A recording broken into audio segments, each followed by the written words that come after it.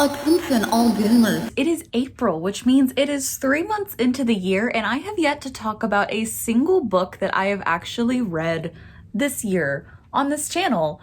I have a bad habit of talking about all the books that I want to read and talking about the books that I didn't finish, and then never actually telling you about what I read and how I felt about them. And then also I have another bad habit of sitting in front of my bookshelf, which, you know, I want to do because my books, but then my big head blocks all of my books. So I'm trying to sit like at an angle today that you can actually see some of the books behind me. But knowing me, and also I'm in a swivel chair, so knowing me, I'm just gonna end up, we're rolling with it. It's April. We're rolling with it. We're making it happen. It's all good. It's great. It's great. It's great.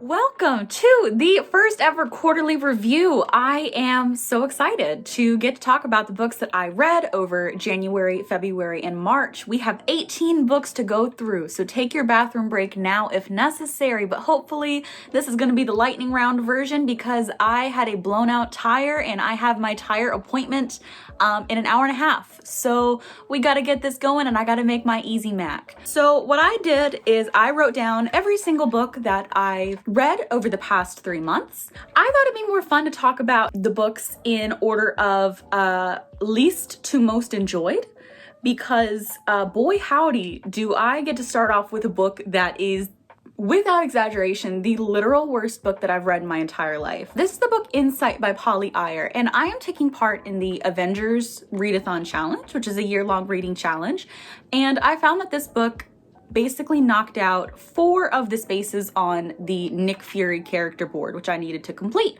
So I was like, awesome, bet. It's a quick read. It's on Kindle Unlimited, so it's free for me, and I can knock this out in a day or 2. And it's a thriller, which I've really never tried before. So I'll give it a shot. It is very possible over the course of this video that I'm going to get names wrong and characters wrong and plot points wrong. The big plot point about Insight is basically the growing romance between a blind therapist and her deaf patient. And neither of these are handled well. Nothing in this, there is so much representation in this book and none of it is good. Okay, I did write this down. Okay, this book has ableism, homophobia, acephobia, biphobia, fat phobia, bad bipolar representation, and bad depression representation, as well as just bad representation for mental illness in general. There is no redeeming qualities or factors in this book, and I mean that sincerely. That is not a joke. There is nothing worth redeeming about this book, and I did not spend a cent on it. Our main character, Amy, was married to a man, and he had a sudden mental break and shot himself and shot Amy and their daughter. And he died and the daughter died, and Amy survived, but she was blinded in the attack. So she has kind of learned to live with her blindness, right? And is still a psychiatrist. And then she encounters Luke. And Luke was a cop who was doing a drug bust, and then like something, I think maybe there was a gunshot that went off too close and he became deaf as a result of the gunshot. They don't want to work together, but it's like this kind of weird slow burn romance because she's still his psychiatrist. So it turns out that Amy's husband, who died, actually did not die. He was just in a mental hospital, and Amy's mother knew this but didn't tell Amy because she was like, I don't want to let Amy know because I don't want to hurt her. Well, then the guy breaks out and starts stalking Amy. And so Amy's getting stalked and she's like, who could be stalking me? I have no idea because my husband is dead. So who else would be stalking me? But she doesn't tell her mom that she's getting stalked. So her mom doesn't know that she's getting stalked. And then Amy doesn't know that her husband is alive. And then it turns out that Amy was also being stalked by this random South African mercenary. And then it also turns out that the husband was actually a bad guy, but he's not the main bad guy because his mom was in the mafia and like she gave him drugs to induce the psychotic break so that he would kill Amy because she didn't like Amy. So Amy gets kidnapped. So then Luke recruits who I can only describe as Gay Rambo. And the reason I describe this is because this character's two defining traits are that he is gay and that he was previously special forces. He's a Taekwondo instructor, and Luke goes to his academy and is like, I need your help. and the guy's like, All right, cool, come to my office. and he just opens like a gun cabinet and has all of these random like assault rifles at the academy. And he's just Gay Rambo. Luke eventually convinces like the mean mafia mom to, here's spoilers because don't read this book. Luke convinces the mafia mom like to commit suicide, and then like the husband like tries to redeem himself and then like dies in a fire, and like there's like a hospital full of chemicals that explodes, and that's where he dies, and like Gay Rambo saves somebody. And then Luke tracks down with Gay Rambo the South African mercenary and kills him, and then doesn't tell Amy, and then is like, oh, I bet he's gone. The whole reason this story happened is because Amy didn't know that the husband was alive to stalk her. And now you killed the other stalker and you're not gonna tell Amy because you don't want to hurt her. And also they just kill him and they're like, all right. It was the craziest thing. It was literally the strangest, worst book I've ever read in my entire life. 0 stars. This book also used the euphemism woody as penis multiple times during sex scenes. I literally said that this is going to be a speed round and I spent like 10 minutes talking about that book. Okay, next up we have the 3rd and 4th books in the series of unfortunate events series.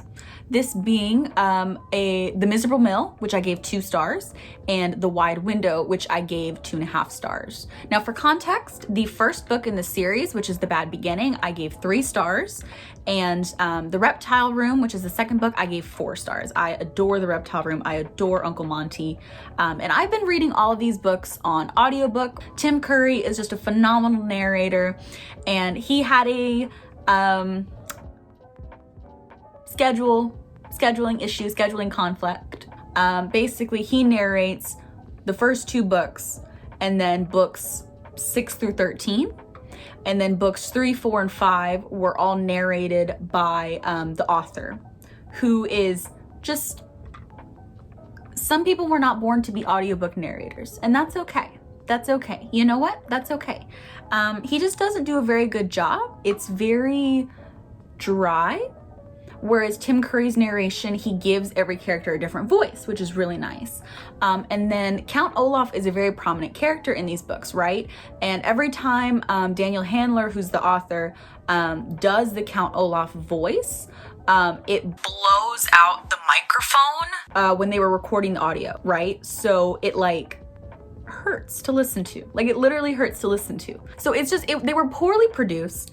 And then also the plots of these books just kind of went a little off the rails. A big part of the plot of The Wide Window involves Aunt Josephine, who is the guardian, her love of grammar. And specifically, a huge part of the plot is realizing that Aunt Josephine left a secret note for the children because they think that she committed suicide.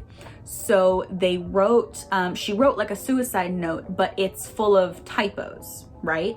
And they realize that the typos actually spell out the name of a location where she's in hiding.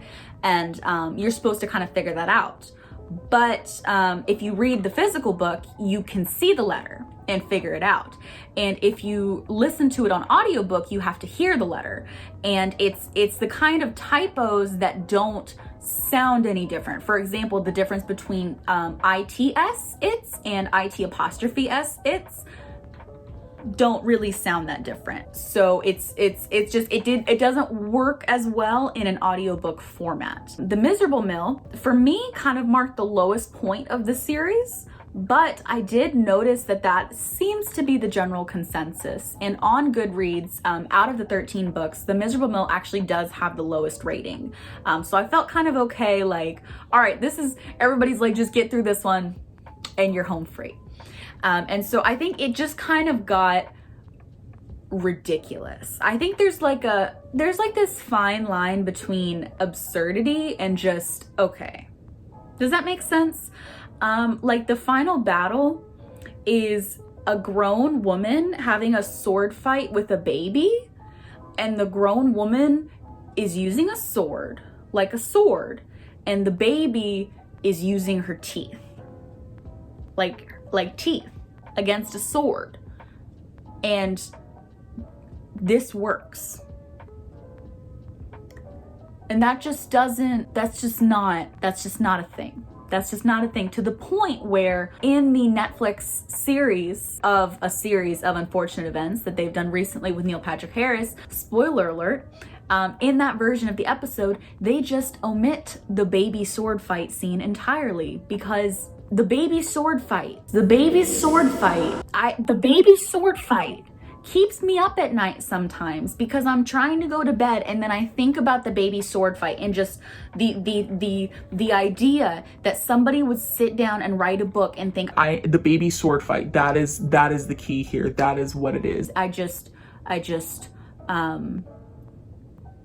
Next up, we have a poetry collection called I Am Not Your Final Girl. Basically, poems that are all kind of written from the perspective of, or kind of about, different final girls throughout horror movies and horror books, horror culture in general. I'm very interested in the concept of the final girl, but I am an absolute weenie when it comes to horror. So I haven't seen a lot of these movies. Hardly any of them. And I think that was the downfall for me, because without any of this background knowledge, to me, they were just poems. And there wasn't really anything super extraordinary about these poems. And I think if I had that extra background knowledge, I think it would have been something really phenomenal. But I just wasn't the right audience for this book. So that's why I think just I gave it a solid 3 stars, a solid 3 stars. Next up, I read Elatsoe by Darcy Little Badger, and I did give this 3 stars. I love so much about this book. I absolutely adored Ellie kind of wrestling with the legacy of 6th grade, which is her 6th grade grandmother, who accomplished all of these incredible feats with her power to raise the dead and communicate with the dead. And Ellie shares her name, Elatsoe, and just as well as her power. And the story did this incredible job of weaving in kind of the folk tales and mythology of the feats that Ellie's grandmother had accomplished, a 6th grade grandmother had accomplished. And I thought that was some of the best parts of the story. The story for me, it kind of got lost, I think, in the pacing. Particularly with Jay and his family. There's a lot about Jay's sister and her engagement with this guy, and to me this was just not really the place for it. I just felt like it kind of detracted from what was this incredible moving story about the power of family and overcoming grief. Ultimately, the really, really strong platonic friendship between Jay and Ellie was also overshadowed by just these kind of random interjections and interludes about Jay's family. I don't know. I'm really looking forward to more from this author, because I think that there's a lot that was so promising, but ultimately for me just fell a little flat. Next up, we have Snotgirl. So I read the trade paperback version of Snotgirl Volume 1, which is the first 6 issues of the comic. Lottie Persons. Lottie is a fashion blogger, and she is very materialistic. She's kind of a terrible person. She also has allergies. And she starts to take this new medicine. And around the time she's taking this new medicine, these weird things start happening to her.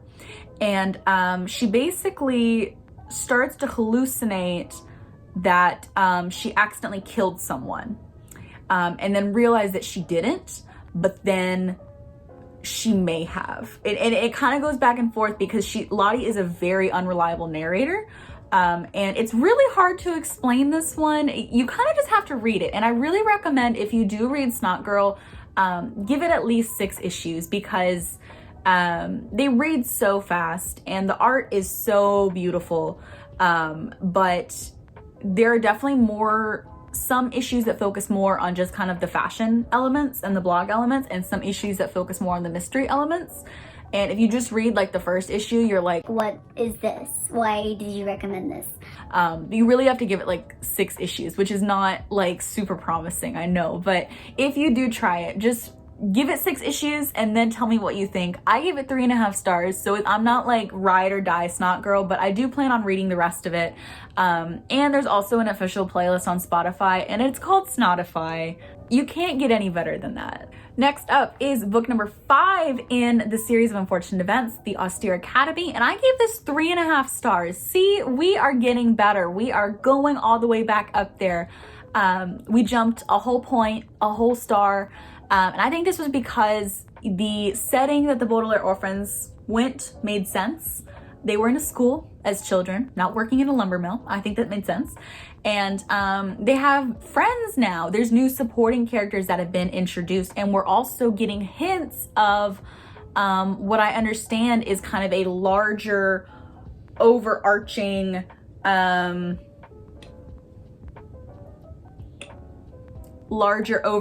plot in a series of unfortunate events besides just Count Olaf, which I wasn't aware of because this is my first time reading it. So I'm like, whoa, what is happening? What is happening? Hold the phone, hold the phone. So I'm really excited, and just excited to see. And also the Quagmire twins, they're so cute. Like, they're just adorable. They have their little notebooks, and I hope they're okay. Like, I hope they're okay. I love them. Magic Mutant Nightmare Girl. I got Magic Mutant Nightmare Girl was my first ever arc. So big deal, right? And I also, its release date was my birthday. So it kind of like the stars aligned for me to read this book. And the cover is just to die for. If you have ever seen, here's the cover. The cover for Magic Mutant Nightmare Girl, I saw it and I was like, what? I need it. Holly is a little bit of a disaster buy. She's very anxious, but she's always looking cute. And she basically accidentally gets superpowers and gets entangled with this group of people who are studying her superpowers. And then, you know, she just kind of has to, you know, fall in with them, and they're kind of already an established found family, and so she kind of has to worm her way in there. And what I did really like about this book was that everybody in the cast is queer and unapologetically queer. For example, Holly's best friend identifies as canonically as a demigirl and uses the pronouns she, they, which is the first time I'd ever seen that written in a book. It was just really nice. Like I was just like, oh, this, you know, this, hey, can you all adopt me? You know, can I come join your little club? This is fun. This is nice. And I also really enjoyed that Holly is a follower of the Lolita fashion style, right? Which is very, here's some pictures, very frilly, very pink, very girly, very lots of ribbons and lace, and very kind of delicate dollish styles. And she herself is a very feminine character. And when she gets this super strength power, she doesn't lose her femininity. And I really enjoyed that because I feel like a trend in YA literature, especially with the most mainstream YA characters that especially you think of like the Katniss and the Triss and the, you know, it's kind of that the characters are we reject femininity, you know, we reject everything feminine. We reject everything feminine because we are strong and we are warriors and we don't have time for that. And I think there's definitely a place for those characters. I think that's important because it's important for girls who are not feminine to have those kind of role models. But I think it's also important to emphasize the fact that femininity is not weakness, right? Being feminine is not weak. Liking pink and being girly and being cute does not mean that you are weak or powerless, and you can still be strong and you can still be a heroine in your own right. And so I really like that Holly didn't compromise that when she did become a superhero and got these powers. That being said, I wasn't really pleased with the way that the rest of the supporting cast kind of came out, because they not came out in the terms of like came out as their sexualities, but just came out as characters in the book, because they kind of just read as diversity checklist points.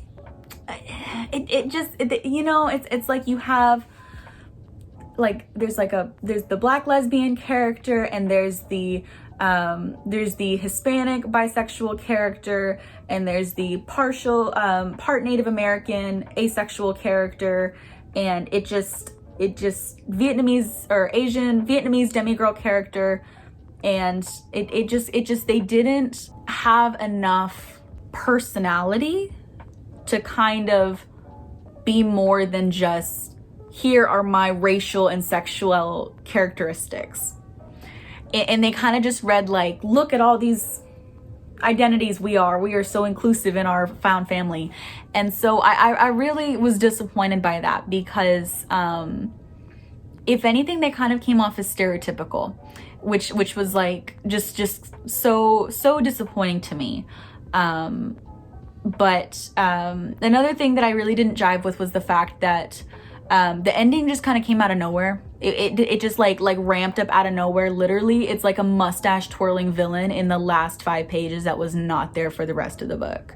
And so from what I understand, the author has since revised and added more to the ending, which I would be interested to see. And I would also be interested to see if the other characters got more interactions and kind of got more chances to be characters outside of their relationship and interactions with Holly, which it's like, I understand that that's difficult, because when Holly is when you have a first person narrator, all the other characters, you only kind of see them in relation to that narrator. But I think it's also important to show that those characters have relationships and lives outside of that narrator, especially when those are already all supposed to be established and your narrator is the person who is new entering the scene. There's also just this strange subplot where Holly, who herself is bisexual, I really want to stress that. Holly is bisexual, and she sees that there's a male character who has a close relationship with another male character. And then she sees that this male character has a floral tattoo on his back. So she's like, oh, he has a flower tattoo? They're gay. And I was like, what? Because that just seems so out of left field. Why would you make that assumption? And then she carries it like most of the book, and it's like I think it may have been one thing if she coded the relationship, this imaginary relationship between these characters, solely on the fact that they do have a platonically intimate relationship with each other. I think that may have been maybe one thing. But the fact that she sees this flower tattoo and is like, oh, he's gay because he has a flower tattoo, I just wasn't happy with that. I just was not, that was not for me. Gudetama, Mindfulness for the Lazy. This was on NetGalley. It was an automatic instant request, and I was like, hell yeah, give me that, because I love this lazy little egg. I adore Gudetama. I had become Gudetama in my adult life. He's just lazy, and every like decoration of him like always has his butt showing, and I just adore him. I just adore Gudetama.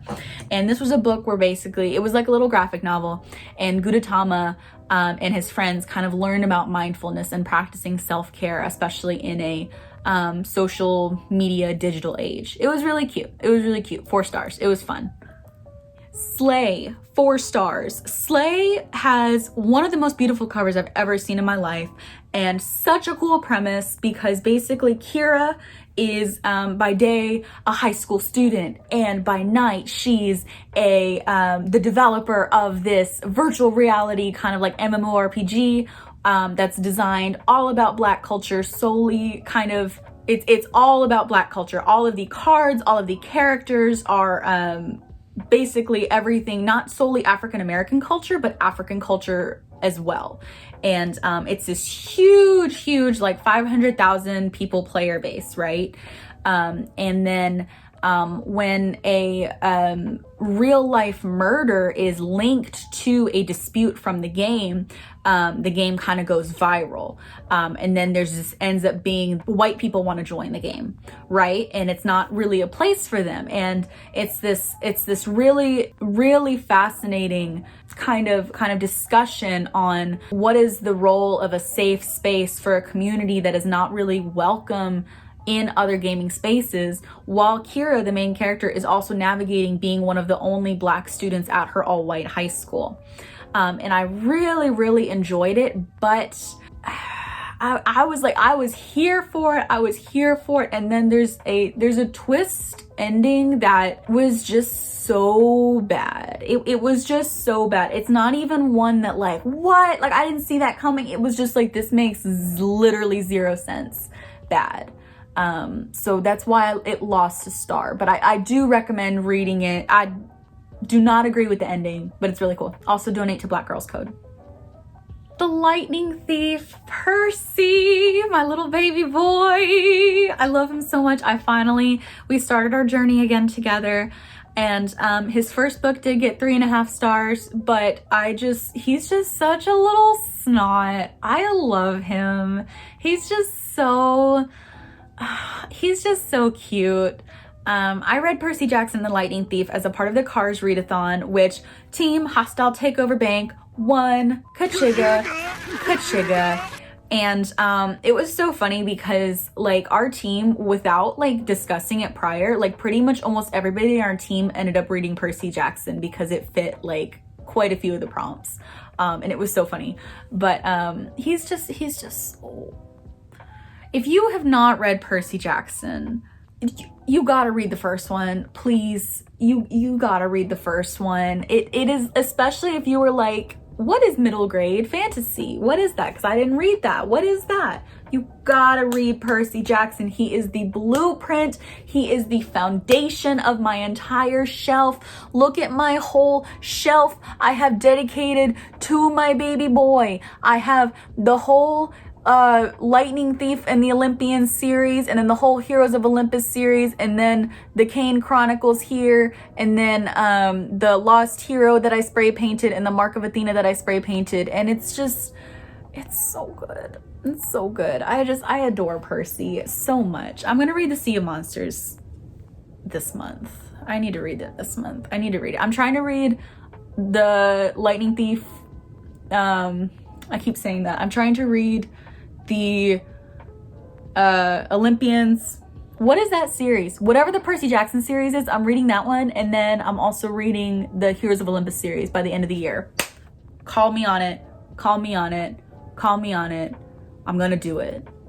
Let's Talk About Love was so sweet to me. Let's Talk About Love features Alice, who is a biromantic asexual, and she is falling head over heels for Takumi, who is like dummy cute. It was a really sweet book, and there's also really nice dynamics between Alice and her friend group and her family. And I really like that Alice did not really, it was like her story involved more than just Takumi. She had a whole lot of stuff to unpack, and she also went to therapy, which is very healthy. So good on you, Alice. You good on you.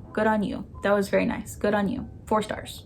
The Cybernetic Tea Shop is an adorable and also kind of gut-wrenching novella that you all need to read because it's on the Kindle, and it's so cheap and it is so good. And it basically follows an AI robot who runs a restaurant and an AI technician, right? And they have a very slow burn sapphic romance, and it is so precious. I read it in one sitting. It was so precious. And it is also like brings up all these questions about just these existential questions about like, who are we when like we love the memories of people who have left us and we want to move on. And oh my gosh, it was just so sweet. It was just so sweet. And if you like, I don't remember if it's the bonus track on Folklore Evermore, but it's Right Where You Left Me. It's literally just, it was written for that novella, and I mean that sincerely. So just go read it. Go read it right now. All right. Final five. Legendborn. Legendborn was so good, you guys. It was a slog at the beginning to get through that. Like the first fourth, the info dump of the Arthurian legends and kind of how the order operated. I was like,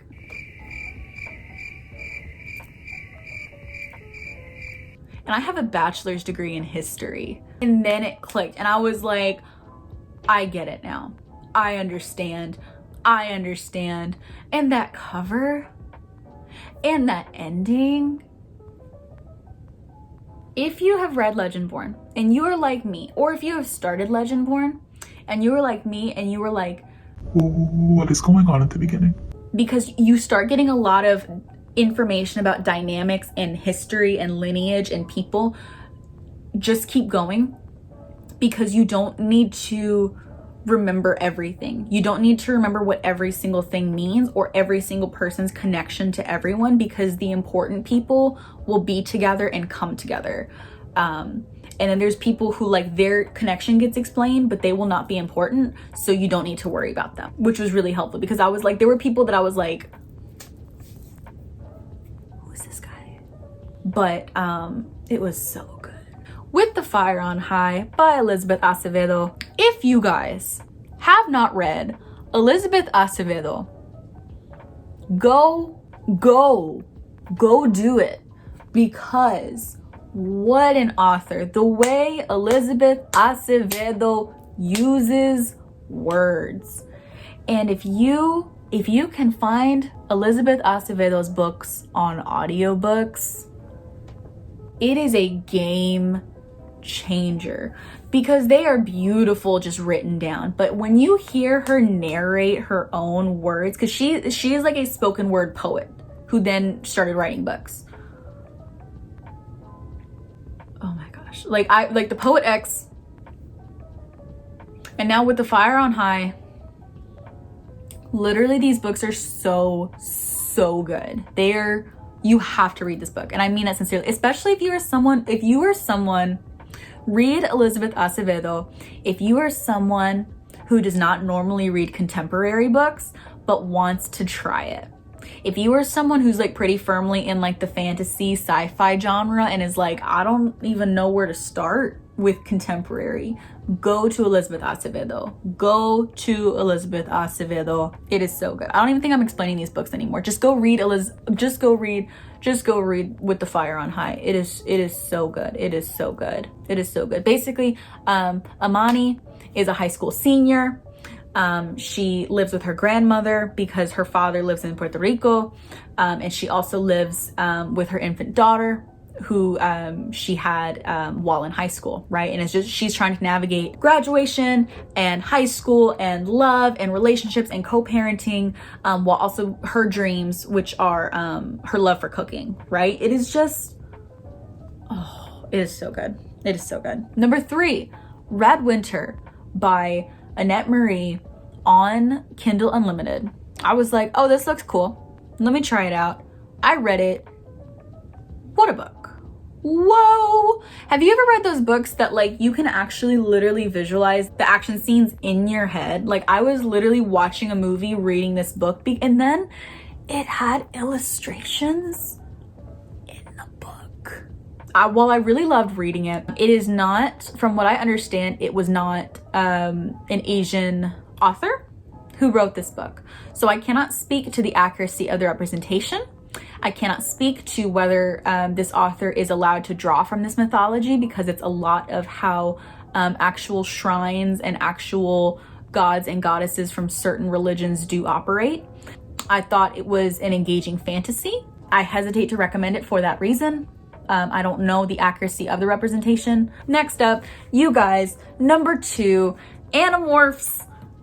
I read the first Animorphs again. It's probably been over 10 years since I read Animorphs. And I read the first book. It is just as good. It is just as good. If anything, this series, this is a middle grade series that is better when you are older, which just blows my mind, because I feel like so many middle grade series, when you age out of them and you go back, you're like, Oh, that was sweet for like nostalgia, but reading it, you're like, I'm an adult and this is not written for me. Animorphs is so good and has so much commentary on just war and trauma and grief. And I adore Animorphs with all of my heart. And I'm gonna go binge like the Netflix show now, or like not the Netflix show, it's like the Nickelodeon 90s show, but it's on Netflix. Animorphs is so good. These 5 kids are in a construction site and there's an alien that crash lands, and he gives them his magical shape-shifting power before he dies. And they have to use it to fight these evil aliens who are slugs who go into people's minds and control them. So you don't know who the bad guy is because they look just like you, but they're evil. You guys. And they can turn into animals. You guys. You guys. You guys. You guys. And the best unquestionable book I read in the past 3 months, without question, without hesitation, the book that had me sobbing on my couch, texting Katie can't read, messaging her, being like, Katie, is this real? My heart, I am bursting. I am so overjoyed. I am so emotional. Is the graphic novel Check Please. You guys, this book literally saved my life. This book has done more for the serotonin levels in my brain than the Zoloft I've been taking for the past 5 years. This book is the best book I have read in the past 3 months. This book is worth more to me than my college diploma. This book is everything to me. This book follows my sweet son Biddy.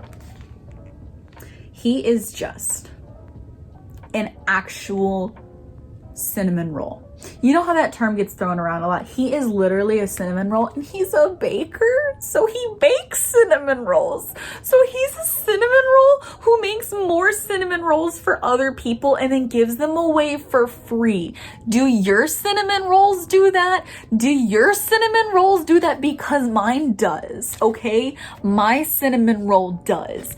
Biddy is just the best, and he's a baker, and he plays hockey, and he goes to Samuel University and joins the hockey team, and he has a rivals to lovers relationship, or at least rivals to crush relationship with Jack.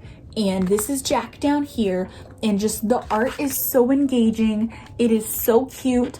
Does it look like I know a thing about hockey? No, and I could not put this down. I read it in one sitting on my couch. And you know what the best part is? So throughout the graphic novel, Biddy, it always talks about how he's like a serial tweeter, and he's like always tweeting and always on social media. There's just like all these things. And at the end of the book is his Twitter feed, and it has selfies, and it has further things that weren't even in the graphic novel, because this is like a slice of life, right? And I just cannot express to you how much I love Check Please. And I'm almost scared to read the second volume, which is also on my shelf, because of how much I love this, and I'm terrified that I'm not gonna love the second one as much, because I literally have not loved a book as much as I've loved Check Please since I was a child. So yeah, read this book. Read this book. Just read this book. Read this book and then let me scream. Let me scream at the top of my lungs about how much I love this book. Okay, friends, that's it. A lightning round wrap up that lasted like almost an hour. But it's okay because I'm gonna go get my tire fixed, and I want to know, what was your favorite book that you read this month? What was your least favorite book that you read this month? Because did you read anything either as terrible as Insight or as wonderful as Check Please? Because I feel like I don't ever get as excited as when I am either talking about something that I adored with all of my heart or hated with a burning passion. Also, am I completely or totally wrong about anything I just said? Is there something I said that you're like, actually that book was terrible, or actually that was the best book I've ever read? Because change my mind. I would love to have my mind changed, please. But yeah, I'll be here. Actually, no, I will be at the tire shop getting my tire fixed. But my books will be here in the Lo-Fi Book Cafe.